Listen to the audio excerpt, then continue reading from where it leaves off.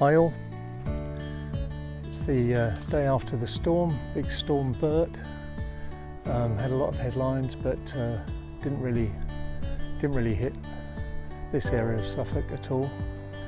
I sympathise if it did hit you badly, but it was just a very gusty day really. So what we're talking about today, possibly a bit about sustainability. I'm quite big on sustainability in my own small domain, admittedly, but every little bit counts. We used to have a big Victorian wall all along the back here. Spanned probably about 18 metres, something like that, and it was about 5 foot tall. All came down, tons and tons and tons of brick. But what I did is spent a good few days cleaning off the lovely old brick, and I've stored it all under the hedges so we can use it in the future for sort of any gardening walls we need. Lovely old brick and worth keeping. Also, the outbuilding, all the decking was rotten, all the joists had gone. So basically I ripped all the old decking up, took out all the old joists and replaced them. But all the old decking, rather than just burn it or take it to the dump, again I've stored it under the hedge for future use, because it does come in handy. You can see where I've used it for the compost here, building up the side of the compost and to seal off the compost from the chickens. And also there was an old, like just an old dump really here, dump area. We used to have rabbits years ago. Rabbits sadly died, so I just thought we'd get rid of all the crap in there. Well, actually not get rid of it, get it all out so I can make it more into a shed and then just pull the crap back.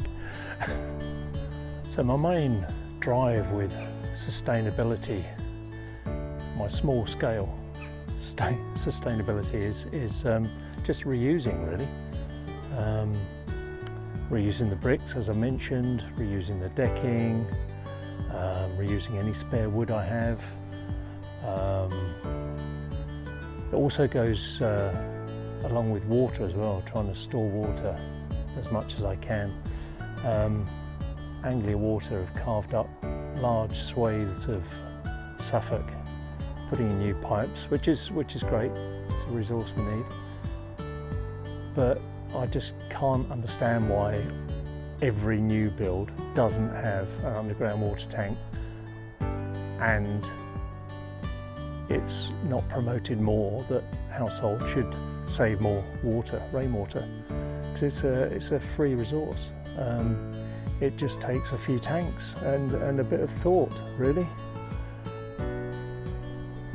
You know, I've got quite a few tanks around the garden. I've got 3 daisy chained here. Obviously the big one then overflows and feeds down to the second slightly lower one, and that feeds down to the old 3rd one here. Unfortunately, the overflow pipe from this tank has fallen off into that tank, so I've got to fish it out. That fits into that hole there, and then obviously eventually overflows into there, but sometimes the force can force it out. I better fish that out. I've got another one here behind the bay, and I've got one out on the front drive. Have we got any eggs, girls? Can I get through? Come on, out of the way, out of the way, out of the way. Out of the way.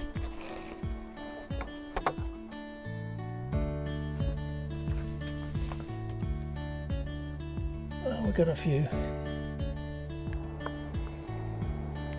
Reusing old tomato pallets from pallets, punnets even. We generally try and reuse as much plastic as we can.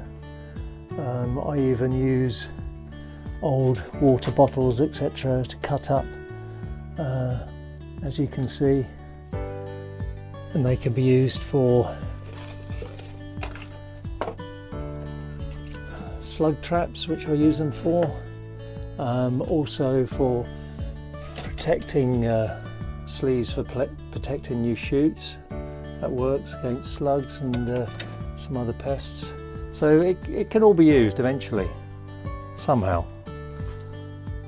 So this one's been all about sustainability, and it's just about everyone doing their own little thing really, and doing as much as they can.